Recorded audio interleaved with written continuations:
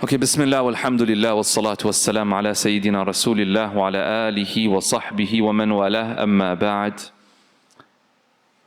Good evening to everybody, welcome. If it's your first time, welcome to Wijhah. Hopefully you'll make some new friends here, you'll get to know some people. Next time, hopefully you'll come back, and when you do, you'll know more people than when you came today. If you've been someone who's been joining us weekly, then welcome back. If you're someone who's joining us after a long time, welcome back. All right, inshallah. The series for tonight is called Beyond Mindfulness. And this is a series, inshallah, we're beginning tonight, and it will continue for some weeks. To start off, I want to know what you guys are thinking when you hear the word mindfulness. Anyone want to share? When you hear the word mindfulness, what comes to mind? No pun intended. Yeah. Being present in the moment. Sounds like somebody studied mindfulness. Yeah, very nice. Being present in the moment. What else?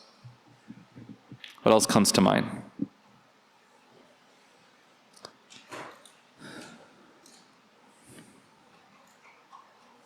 Yeah.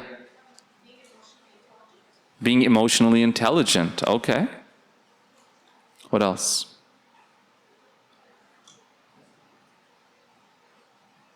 Shaykh, we're not mindful. That's why we're here. So like, what do you mean? Huh? Self-aware. Okay, yeah. What else? Yeah. Thinking about consequences. Very interesting. Yeah. Yeah, nice. Calm. Slow. Where'd you learn that? I don't know, right? Yeah, nice. Anyone else? Okay. Do you agree there's a lot of emphasis we place on this? You ever seen mindfulness training, mindfulness sessions? Why are we placing so much emphasis? Why are we placing so much emphasis on this idea in our society right now? Why do you think?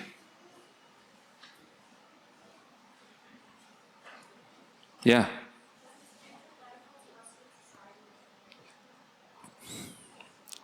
Can I say that's a very Samat answer? In a good way, in a good way. She said it's very antithetical to Western society. Right, absolutely. Its origins is in the East, absolutely. Now, can you explain how it's antithetical a little bit? Just elaborate.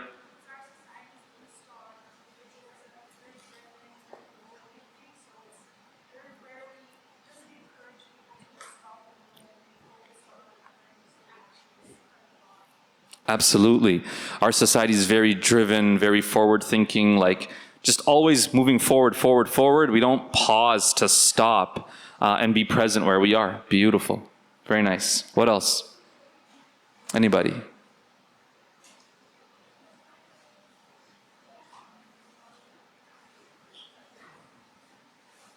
Yeah.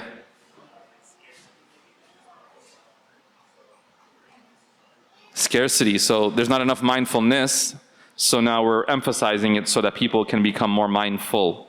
Okay, nice. Anyone else want to share? Sorry, yeah, go ahead.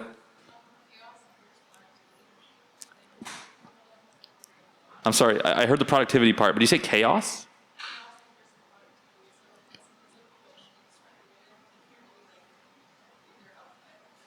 Okay, so you said chaos induced.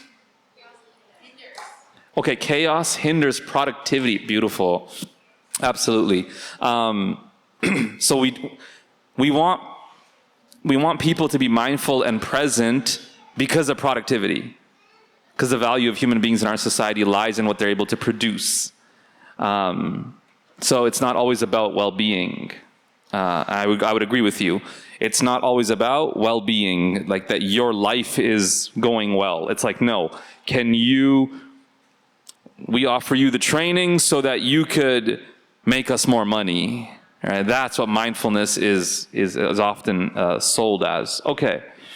Jazakallah khair to everybody who shared. I'm going to start with a little bit of technicality, and then inshallah I'm going to move on to the topic that I'm going to try to focus on, because we're not here to speak about mindfulness. Mindfulness is just what most of us, or many of us, will be at some level familiar with. So I want to spend time at the beginning of tonight exploring how we conceptualize the idea of a human being, and ultimately with the hope of better understanding ourselves. The first thing I want us to note is that we often orient ourselves towards the world from our heads, from our thoughts. Do you understand that? When we think about, okay, I'm going to give you an analogy. I want you to imagine the life that we're experiencing as we're sitting in the seats of our heads, looking at the screen of life in the world, right? And everybody's in their own movie theater in their head watching life happen around them. And our primary way of understanding life, or even relating to life, is from our thoughts. This is very normal and natural to us, to the point that me stating this seems like I'm stating the obvious. Or it's so obvious that you don't notice that. And this is no surprise, given how we were often taught, about what it means to be a human being. So when we think about, how we experience life, the understanding is there's sensory experience. So I touch things, I hear. So there's sensory input, data. It then goes to our brains, we process it, this forms thoughts, and then those thoughts inform our experience of life, and that's human experience. That's kind of how we do it. And anyone who's studied Descartes and Cartesian dualism and understands that Descartes is very famous for pinning the proof that humans exist, that we're not living in a matrix, that this is not all an illusion, in the fact that he thinks. So he said, I think, therefore I am. Which makes us, as a society, when you look at the progression, it roots us in our thoughts and in our mind. And Descartes is foundational for the development of Western thought and Western society. And there's I'm not sure how many of you have heard the term, show of hands, solipsism? Solipsism is very interesting because it's the idea that the only thing you actually experience is your mind. You don't experience the world. Even when you feel like you experience the world, it's that I'm touching the screen, but actually it's my mind registering the sensory input, processing it, and then putting it out as though I'm touching the screen. Now, early on, before the 50s and 60s, in psychology, there was a heavy emphasis on a few different things, one of them being what's called behavioralism. So this is the idea of Pavlov's dog, right? Where if you can give people triggers and their brain becomes wired a certain way, you trigger this, you get this outcome. All right? So there's a trigger, and it's habituation, so the first time they associate it with an outcome, and over time it just becomes like a natural process.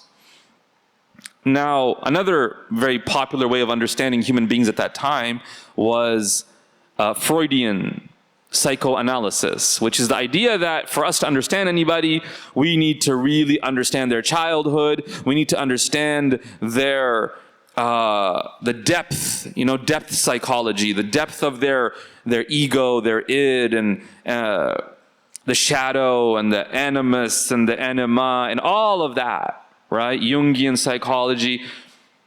In the 1950s and 60s, we had in psychology what's called a cognitive revolution.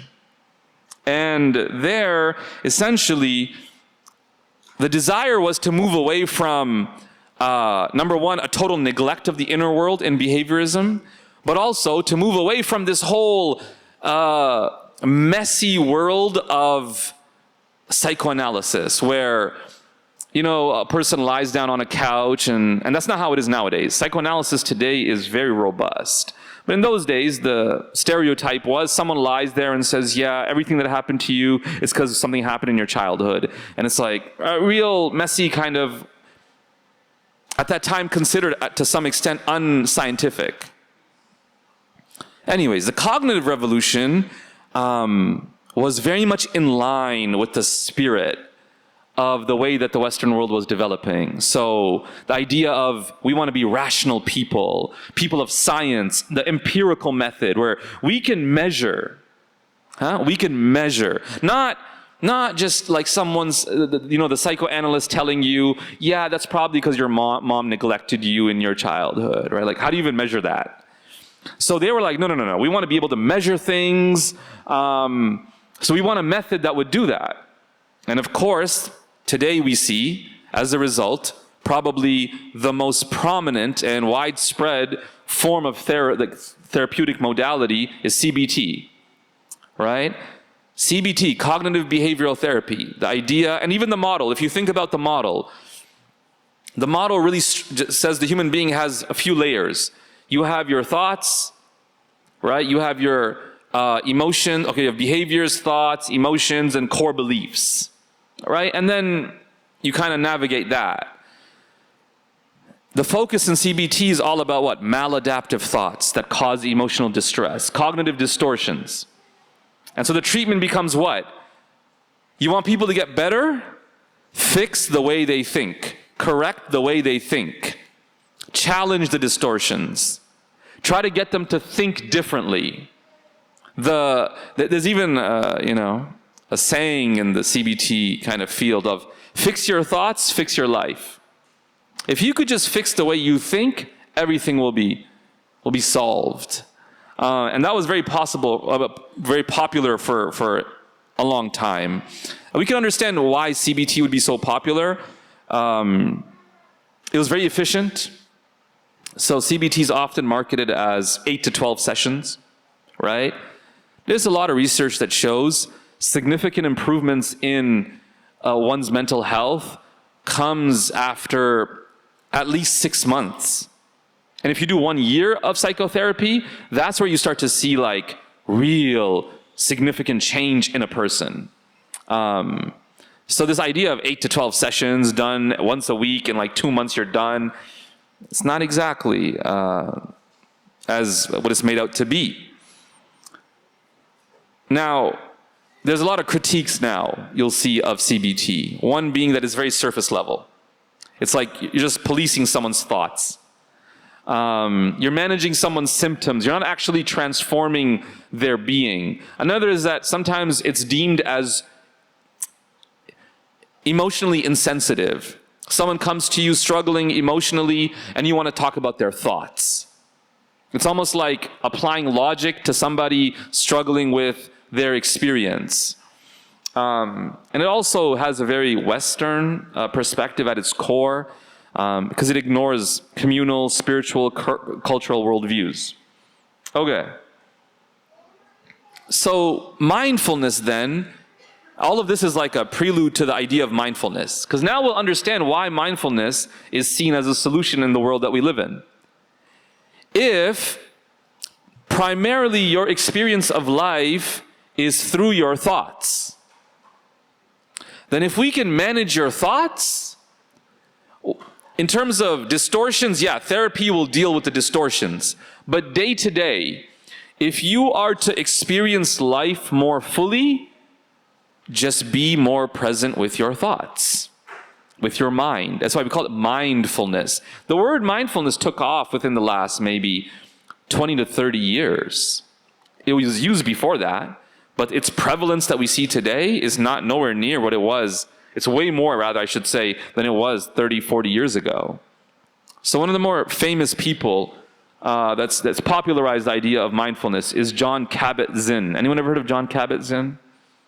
He has a really famous book on this topic called Wherever You Go, There You Are. Wherever you go, there you are. And he's very big on this topic. He defines mindfulness as what? The awareness, right? And a person's awareness through paying attention on purpose in the present moment, non-judgmentally, and then he adds, in service of self-understanding. Okay? Now, when you read that, it sounds appealing. Who wouldn't want that? And so then the question would arise, I think, well, why are we talking about beyond mindfulness? Because that sounds pretty appealing. The issue is that current understandings of mindfulness are limited in their experience, or true, you should say, holistic human experience. Mindfulness seeks for us to be present cognitively. And what we want to suggest tonight and try to explain is that there are ways to be present beyond cognition, which is it's not even factored in mindfulness. Another point to consider here is mindfulness will deal with being present in the moment. Now, whatever comes up in the moment, mindfulness doesn't necessarily have guidance on how to navigate it. Does that make sense? Mindfulness does not have prescriptions on how to navigate what's going on.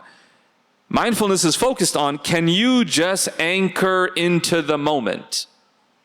What happens when the moment brings up immense pain? That's not really what mindfulness is focused on. It just wants people to be more present in the world. Now, today we have a more holistic model in psychology known as the biopsychosocial model. It's an improvement, but it's still deficient. It's still deficient. For us Muslims, this is still deficient. It's lacking which element? The spiritual element.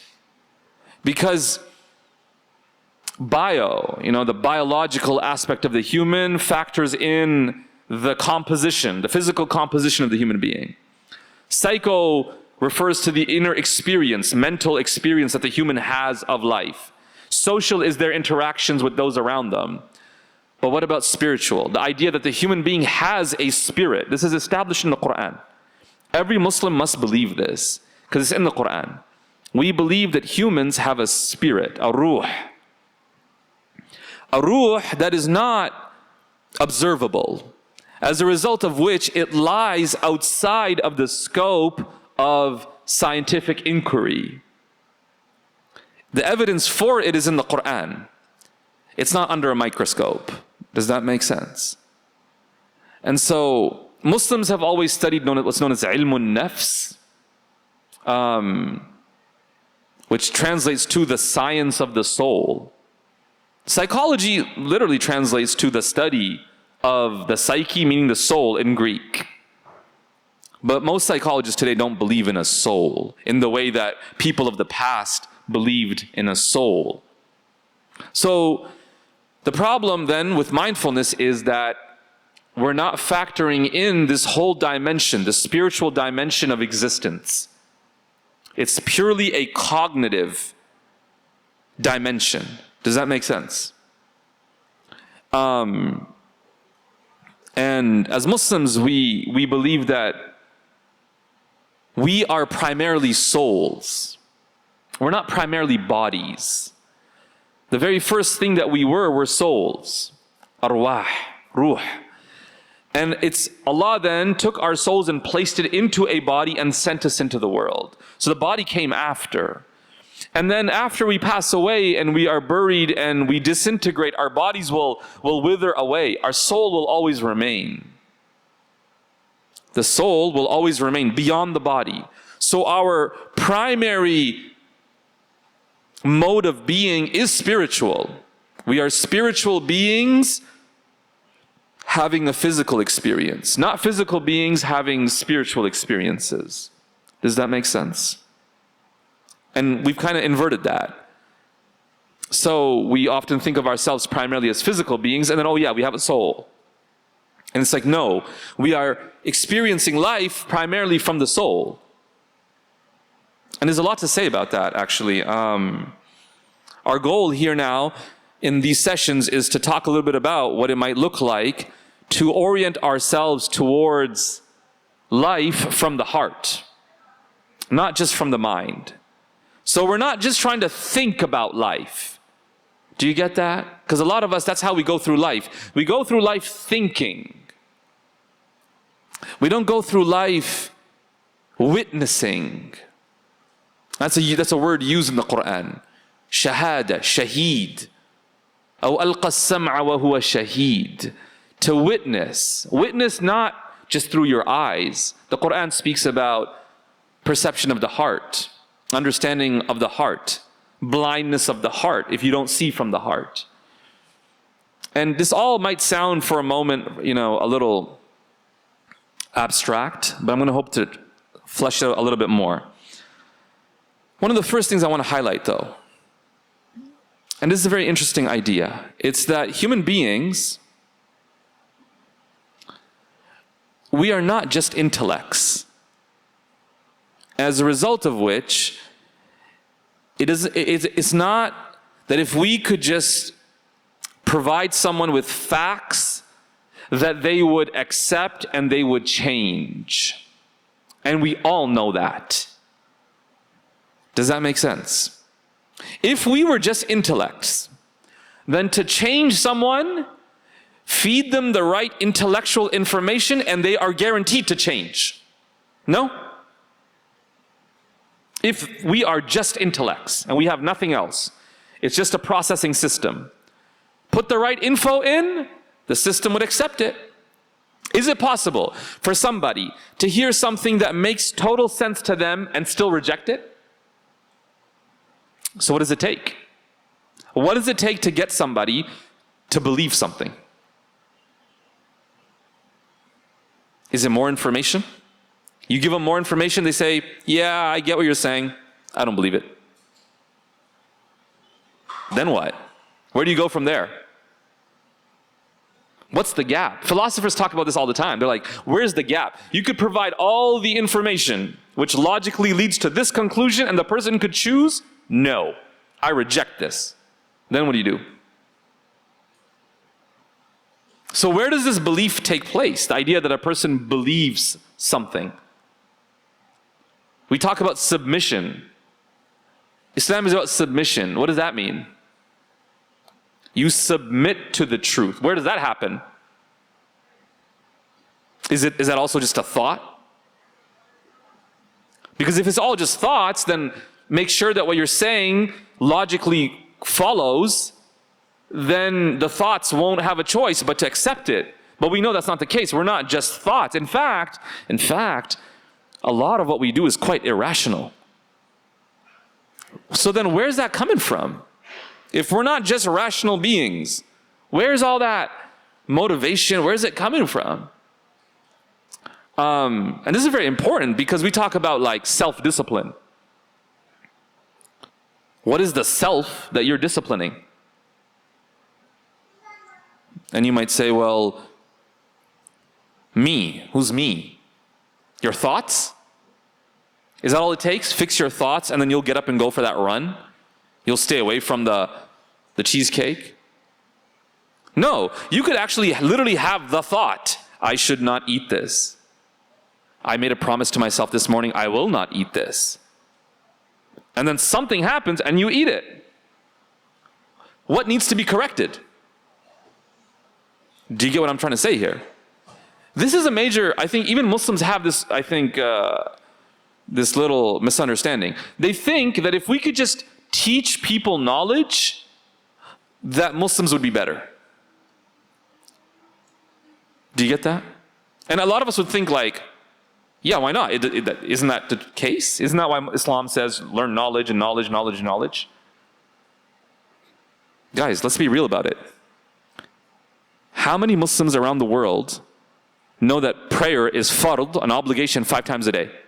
Can we say that likely the majority of Muslims know that? They know that 5 times a day you got to pray? Majority? A huge number? Huh? Do they all pray? So is it a knowledge problem? Do you get what I'm trying to say here? When someone doesn't know something, yeah, tell them. When they already know it, but they're still not doing it, what are you going to do to get them to do it? Are you with me? You're going to tell them again, hey, prayer is fard. It's like, I know that. It's not very helpful. What's missing? What's the missing ingredient there? I want to ask you guys this question. What's the missing ingredient?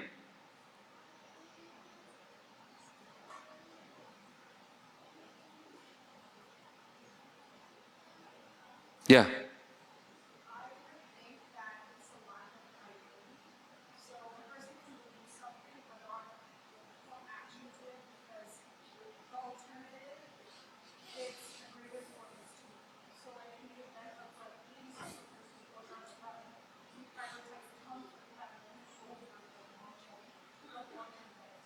Beautiful. I'm just going to repeat what you said. You said that a person could know something and yet not do it because of priorities. They don't prioritize it, as a result of which they don't do it. What does it mean to prioritize? Is it a thought?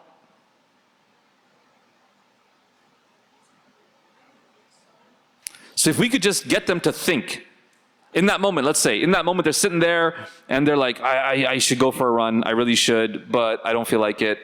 And someone says, hey, prioritize the run. So they say to themselves, I prioritize the run. What is belief?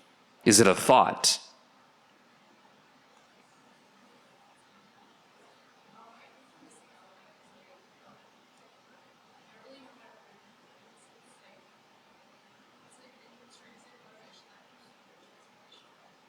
Intrinsic motivation that comes from transformation. What transforms? And where does motivation exist? Is it in having motivating thoughts? Okay. Where?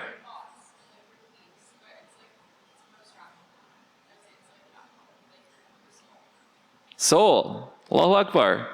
There we are. I love it. Jazakallah khair. My point, again, I've already kind of prefaced in the direction we're going, but I'm bringing this up to highlight the tension here. And it's a challenging one.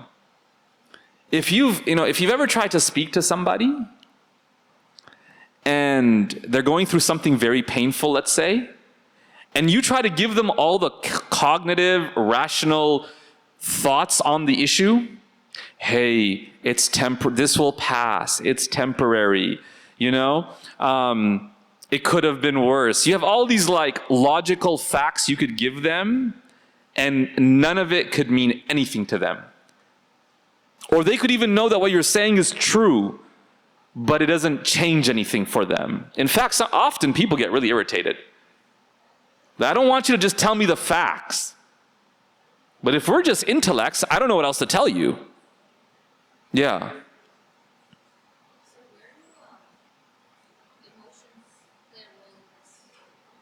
Well, what are emotions? The way we treat emotions in psychology, in neuroscience as well, it's connected to neuroimaging, and the idea is that when you feel anger, this part of the brain lights up. So they try to locate it in the brain, again, as a function of the brain. But it's weird, because how do you then distinguish between that's a thought, an angry thought, or that's anger? And there would be some who would argue, no, there's no such thing as anger. They're just angry thoughts. But I think intuitively we all know that doesn't feel right. So we're seeing the limitations of the cognitive model here. That's kind of why I'm trying to highlight here. Does that make sense? This is why beings can know things factually and still do otherwise. All the red flags are there, I'm moving forward. What more? You need more red flags? Or what do you need? Because it's not logical. We're not, and that's, I think, the delusion a lot of us live under, is that we're like these purely rational beings. We're so cerebral. You know, I calculate everything I do. Sure. Right? Yeah.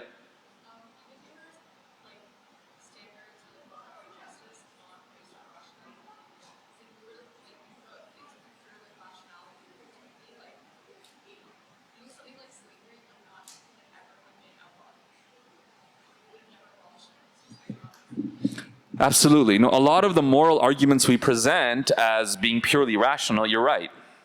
They're not.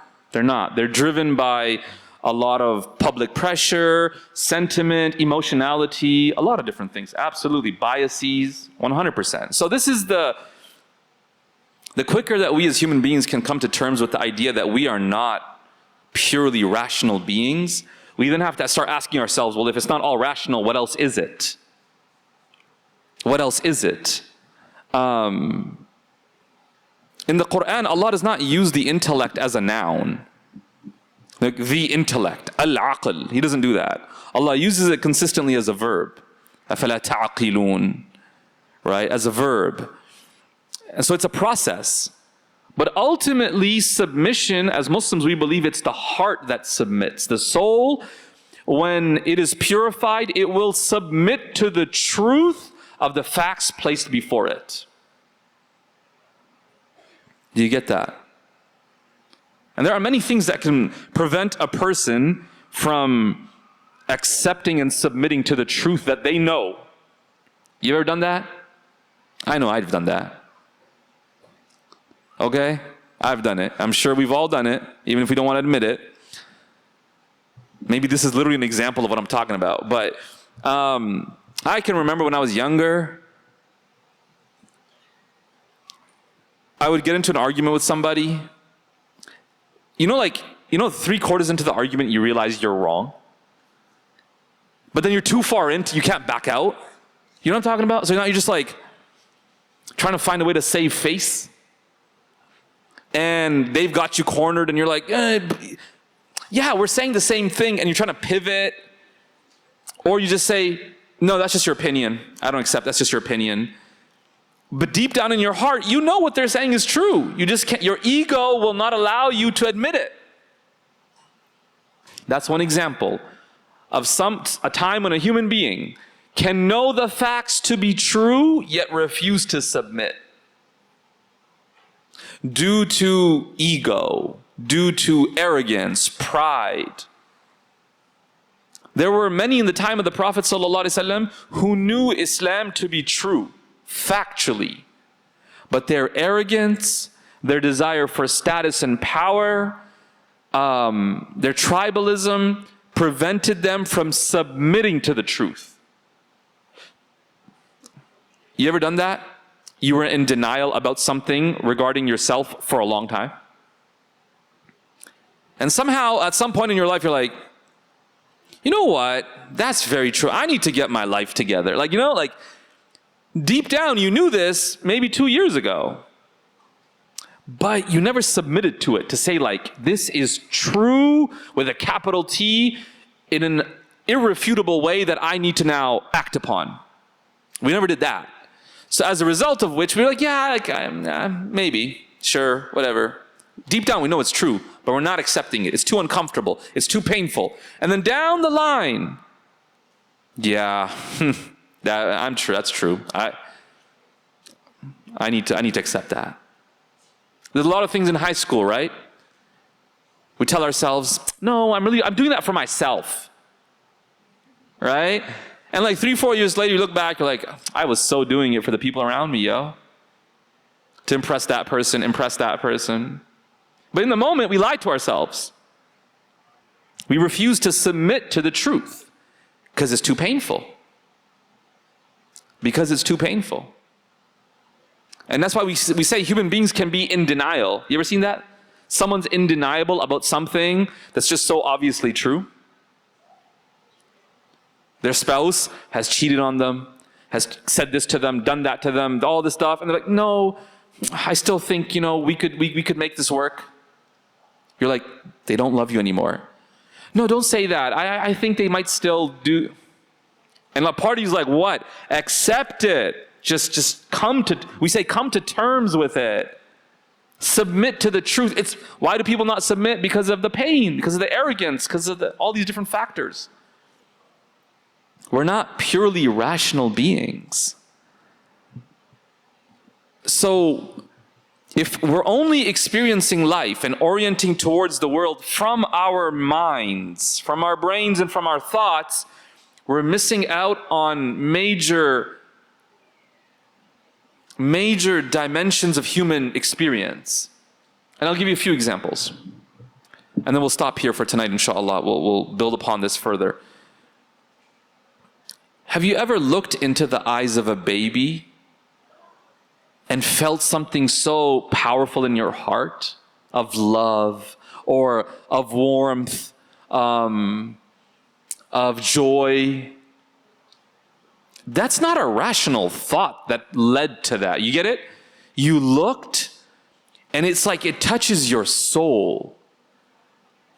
Right? And then later on, you register that as, okay, I was very happy, or I felt a lot of love. You ad hoc, you can kind of make sense of what it was. But in the moment, it's not like, what a cute baby.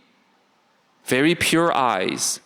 Thus I love it. Like, it wasn't a syllogism, you know? Premise 1, 2, and then conclusion, boom. That's not what happened. A lot of love is like that. A lot of love is like that. Right? You fall in love and then you come up with reasons to justify why that person's a good idea. That's what a lot of people do. So, that's one experience. Let me give you another experience. People have moments where they stand in awe at the world around them. Right? And it's not, if you ask them, what are you thinking? They don't even know what they're thinking. They're just experiencing. And they're moved to tears. One of the most powerful things is in that moment, it just moves them to tears. And again, after the fact, they might sit down and reflect on what was it about this experience that made me cry, all that kind of stuff. That's an ad hoc, rational explanation for what happened. In the moment, rationality's not there. Just move to tears. And as you get older, this is going to become more common for you. As you get older, right, this will become more common. As you have more experiences, when you have children. I always say this. When I had children, I felt like I unlocked a reservoir of emotion that I didn't even know existed within me. Like, I didn't even know where it came from. You get what I'm trying to say by that? I was like, oh, this is new. Right? I never experienced this. Like, where did all this emotion come from? It's always been there. And so, but again, that emotion is not always rational. It's just a thought about your child, and it just moves you to tears, and you're not sure what it is about it, but it's just, there it is. So, and then so people have moments where they're standing in awe at existence. I remember talking to somebody, and they went to Banff for the first time. I said, how did you feel? They said, I just felt small. Insignificant. Like, I just stood there, overwhelmed. Hard to articulate what I felt. Right? You ever had that experience where something is so powerful that to put it into words feels like you're diminishing from the experience? Someone's like, what's it like to look at the Kaaba for the first time? No words, man. But if you want words, I'm going to give you them, but I feel guilty because those words don't do justice. Are you with me? People just cry. And those tears don't come from like a logical thought process, just experience. But you have people who have a similar experience but don't experience the emotion. And they feel something's wrong. They look around at people and everyone's crying. People are just like in awe, and they're just like, I'm supposed to be crying. This is supposed to be overwhelming, but it's not. Something's wrong with me. You know, like they're just like, what is going on? Why am I not experiencing? Because they're stuck here. No, really, they're stuck here. They don't know how to get out of here. So they can't access that direct presence, that witnessing. And it feels very, very deficient in those moments. Like, it's so obvious in those moments that something's missing. Right? People experience this in prayer. Person beside them is crying, and all they can think about is like, why am I not crying? It's Ramadan. I must be a terrible Muslim. Like, these are thoughts. Right? Tyrannized by our own thoughts. And so this is something to learn. The first step is to not be so overly cerebral. Because honestly, I've seen people, they're getting married and they say, I logically love the person, but I don't feel it. Like, I know this is, all the green flags are there, so I've said yes, and I'm going to move forward. They check off all the criteria, so I'm going to move forward. But the feeling that I thought would be there isn't there. And I don't know why. And they think, is that a sign I don't love them? It's probably a sign that you don't have access to love. Because that's a scary thing. To love is not, it's a vulnerable thing. Do you get that? To love is a vulnerable thing. So to open yourself up to that, ooh, if you've been hurt in the past, or you haven't had, really safe, secure relationships, we close that off. We're like, yeah, I'm not going to give you, I'll give you verbal love, right? But I'm not going to give you that heartfelt moment to moment, like open up my heart, pour it out to you love. I'm not going to live like that. Some people live like that. You ever seen people live like that? Wherever they go, they radiate warmth. You know what I'm talking about? Like everybody they meet, you could just tell this is a person that has like love oozing from their presence. They're so warm because their heart's open. It's so obvious and you feel it. And they feel it. We describe such people as alive. They're so alive. You ever met somebody that's like so clinical because they're so cerebral? You feel like you're talking to a computer? You know what I'm talking about? It's so hard to get like big emotional expressions out of them. It's like they're always like examining you, processing, filtering, We don't want to be that. We want to be people that live open-hearted, to experience things, to experience love, to give out love, to feel, the presence of majesty in the world. There's something about that. I think we seek it. And so one of the first steps is to get out of here, not always be here. And then he's like, where do you go then? Well, if you're not going to be here, where do you go? Well, you come back to your body. We're going to talk a little bit about that, inshallah, in a coming session. Coming back into your body. But then you don't want to stop there. You don't want to just stop there. You want to move beyond that to experiencing spiritual realities in each moment. And again, a lot of this sounds a little abstract, but it's not. It's actually quite profound. I don't want to leave you with that. I want to give you an example so that you understand what I'm trying to say. And you understand that this is a really, I think, critical topic we're going to be talking about each week, inshallah. The idea that you could live and experience things at different levels. I'm going to finish with this, inshallah. Okay? So, if I say, and I've given this example many times, if I say death is a reality, every single one of us in this room will, at some level, cognitively process that and go, facts. Now, for some of us, we might feel something beyond just the thought. Maybe we will. Maybe we'll feel like a moment of like sadness or something. Many of us won't feel that. Right? I know when I said it, I didn't feel it. I just said the words. Okay?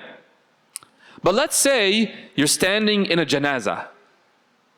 You're at the masjid, there's a janazah being prayed, and so you see the casket, the casket is brought in, there's a body in there, they're about to pray the prayer, and the imam stands up and he says, my respected brothers and sisters, death is a reality.